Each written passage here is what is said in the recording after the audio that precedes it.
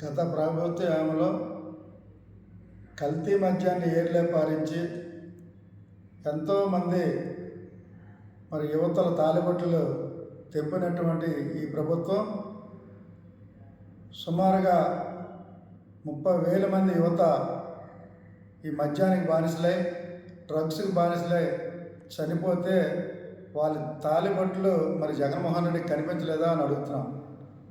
అలాగే 30 లక్షల మంది ఈ స్ట్రోకులు వచ్చి ఈ వ్యాధుల బారిన పడి మంచాన పెట్టినటువంటి 30 లక్షల మంది యువత ఈ రాష్ట్ర భవిష్యత్తు ఏమవుతుందో ఒకసారి అర్థం చేసుకోలేని జగన్మోహన్ రెడ్డి, నీ తప్పిదాలన్నీ కూడా నేను అసెంబ్లీలో నారా చంద్రబాబు నాయుడు క్లుప్తంగా చాలా అర్థమయ్యే విధంగా ఒక శ్వేతపత్రం రిలీజ్ చేశారు. మీ ఆటలు ఇక సాగవు.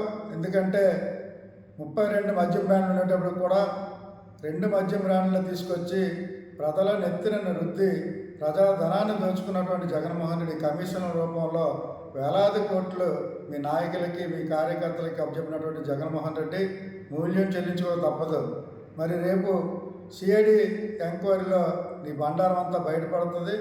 దానికి నారా చంద్రబాబు నాయుడు కానీ లోకేష్ బాబు గారికి కానీ మంత్రికి కానీ పవన్ కళ్యాణ్ గారి ప్రత్యేకంగా కృతజ్ఞతలు తెలియజేస్తున్నాం. ఎందుకంటే ఇప్పటికైనా మన ప్రభుత్వంలో కూడా ఒక మద్యం పాలసీ, మంచి పాలసీని తీసుకొచ్చి ప్రజలకి అందుబాటులో ఉన్న ధరలు అందుబాటులో ఉన్న విధంగా ప్రజలకి శారీరకంగా కానీ మానసికంగా కానీ ఏం కాకుండా మంచి మద్యాన్ని మీరందరూ కూడా అందించాలని మనస్ఫూర్తిగా కోరుకుంటూ శ్వేతపత్రం విడుదల చేసిన దానికి చంద్రబాబు నాయుడు గారికి మరొకసారి ప్రజల తరపున మా తరపున ప్రత్యేకంగా కృతజ్ఞతలు తెలియజేస్తున్నాం.